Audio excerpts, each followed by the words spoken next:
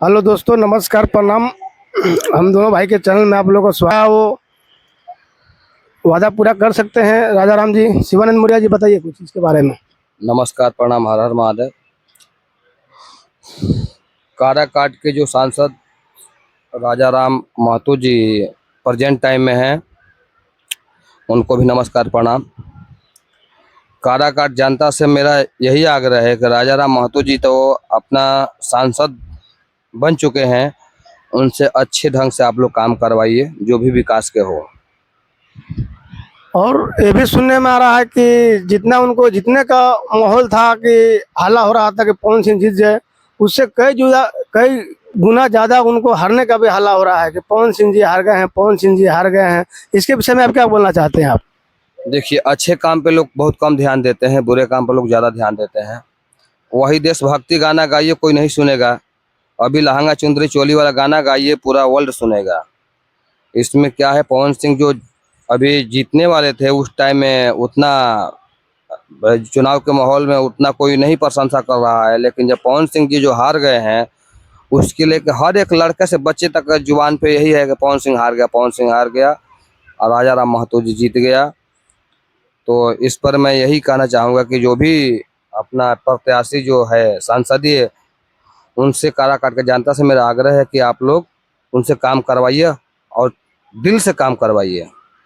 और शिवानंद मौर्य जी, एक और बात सामने आया है कि नीतीश कुमार जी बिहार के मुख्यमंत्री, माननीय मुख्यमंत्री, और तेजस्वी जी दोनों साथ में ही एक ही फ्लाइट पे गए हैं और दिल्ली गए हैं। तो इस पे आप क्या विचार करते हैं? देखिए, उन पर मैं क्या विचार करूं, सब पूरा अपना हर बच्चे को मालूम है कि उन पे कोई भरोसा नहीं रहता है, किधर पलटी मारेगा कोई गारंटी तो होता नहीं। इसमें मेरा कहने की मैं क्या बोल सकता हूँ। लेकिन इस बार तो कुछ हुआ नहीं, पूरा हल्ला हो गया, बिहार यूपी पूरा पूरा भारत जान गया कि पलटी मार देंगे, पलटी मार देंगे। सरकार तो बीजेपी की बनेगी नहीं, कांग्रेस की बनने वाला है। लेकिन ऐसा कुछ हुआ नहीं और हल्ला भी पूरा हो गया। इसमें माननीय मुख्यमंत्री नीतीश जी जो हैं, उनका प्रभुताई की बात है कि जगह पे ही सरकार अभी टिकी हुई है, दाएं बाएं कुछ नहीं किए हैं।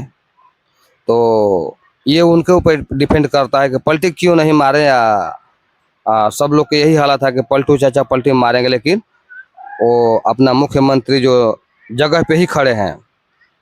तो यहाँ के पब्लिक बोल रही है, मैं नहीं बोल रहा हूँ, पब्लिक बोल रही है कि उनको पलटना जरूरी था, क्योंकि हर एक 5 साल में सरकार बदलने से क्या है, देश का विकास बढ़ता है। लेकिन उनको तो 10 साल हो चुका था, तो सरकार चेंज होना जरूरी रहता है, क्योंकि ज़्यादा दिन सरकार करने से, एक ही आदमी को रहने से क्या है, आगे चल के तकलीफ भी आती है। इसमें पब्लिक कहना है। इसमें आप क्या कहते हैं? देखिए, लोग तो सही बोलते हैं, इतना जो अपने भारत की जनता है तो मूर्ख नहीं है।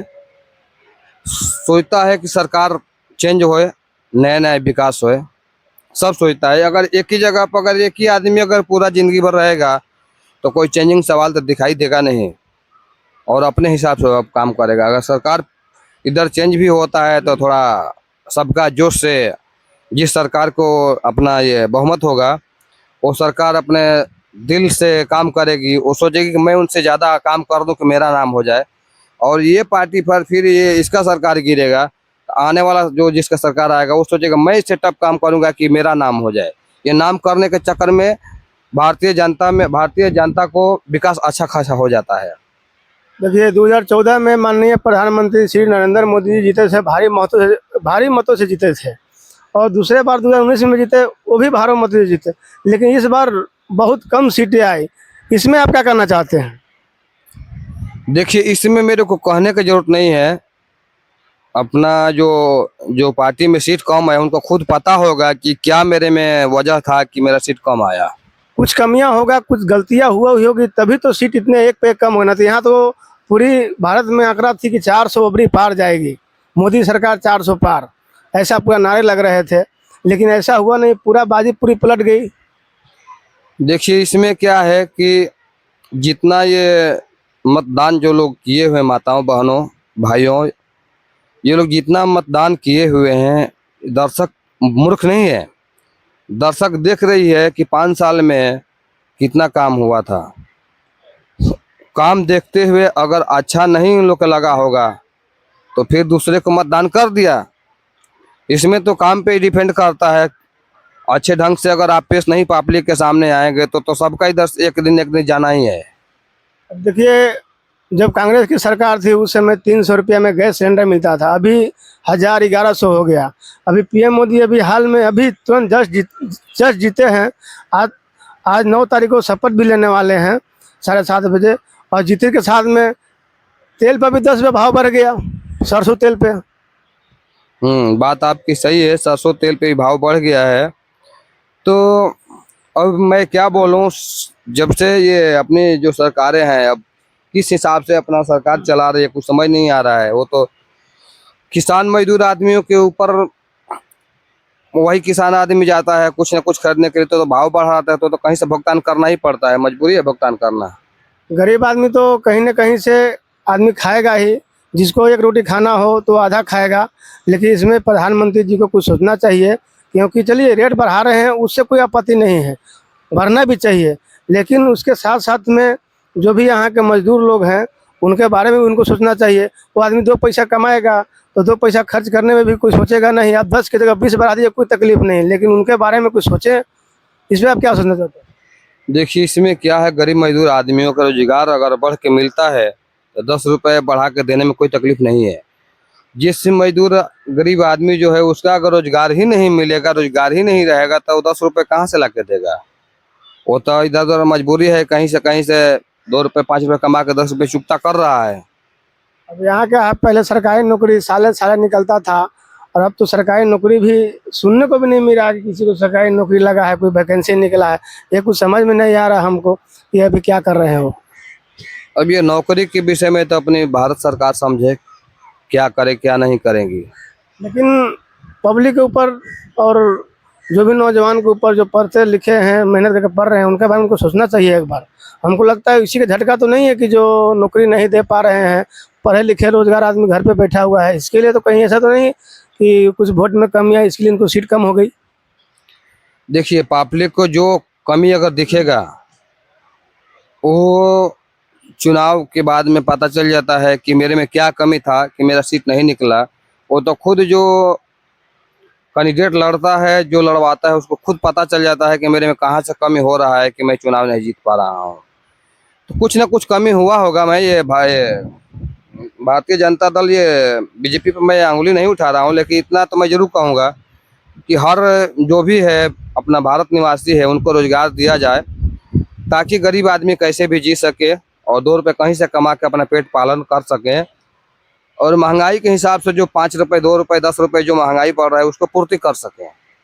और हमको तो जहाँ तक अंदाज लग रहा है कि यहाँ मुँह देखी काम हो रहा है। देखिए हर एक राज्य में विशेष दर्जा मिला हुआ है, लेकिन अपने बिहार में कुछ भी बिहार के दर्जा राज्य के दर्जा नहीं मिला हुआ है। इसमें आप क्या कहना चाहते हैं? नीतीश जी को वहाँ आवाज़ उठाना चाहिए और विशेष राज्य दर्जा उनको दिलवाना चाहिए।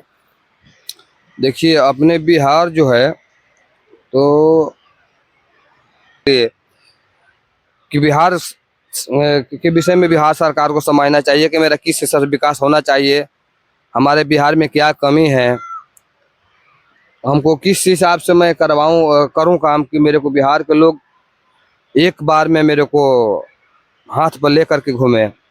ये तो अपने बिहार सरकार के भी हिसाब से जो भी है वो लोग देख सकते हैं, कर सकते हैं।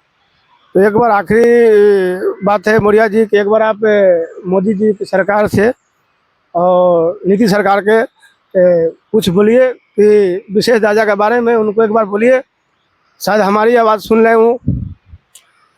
देखिए माननीय नरेंद्र मोदी जी से मेरा यही आग्रह है कि जैसे हर राज्य में आप विकास के रूप में दिखते हैं, वैसे हमारे बिहार में भी ऐसा कुछ कीजिए कि लोग समझ में आए कि नहीं हमारे प्रधानमंत्री हमारे बिहार के लिए कुछ अलग नज़र से देख रहे हैं, अलग नज़र से और अच्छा काम करेंगे तो फिर तो नरेंद्र मोदी जिंदाबाद है। ये है बात। देखिए मुदखली का मतलब बात यह है कि हमको जहाँ तक समझ में आ रहा है, पब्लिक बोल रही है कि जैसे 10 साल पहले यूपी की क्या दशा थी, इतना दशा वहाँ खराब थी, लेकिन वही योगी जी आए। लेकिन मोदी जी का उसमें भी देन है कि आज पूरा यूपी चमक गया है और वहाँ भोजपुरी इंडस्ट्री बन चुका है और इतनी चमक रहा है कि उसके सामने मुंबई फेल है। तो सब मोदी जी का खेला है, मोदी जी ही कर रहे हैं। तो उनको ऐसा बिहार में भी करना चाहिए। बिहार में भी करेंगे तो ऐसा नहीं है कि पब्लिक को दिखाई नहीं देगा, पब्लिक को भी दिखाई देगा। तो इसके बारे में आप क्या कहना चाहते हैं? देखिए, जो जो अच्छा करता है वो भी दिखता है, बुरा करता है वो भी दिखता है। पब्लिक इतना मूर्ख थोड़ी ना है। मतदान आपको दे रहा है तो उसको कुछ है ना कि किस हिसाब से जो मतदान मैं कर रहा हूँ और हम लोगों को लोग किस हिसाब से देख रहे हैं। अपना जो ये नरेंद्र मोदी जी हैं, इनसे मेरा एक ही आग्रह है कि गरीब मजदूर को जो रोजी रोटी है, रोजगार आप दीजिए और विकास कीजिए। माननीय नरेंद्र मोदी जी साहब से यही अनुरोध है कि हमारे बिहार में भी विशेष दर्जा दिया जाए और गरीब मजदूरों को रोजगार दिया जाए, नौजवान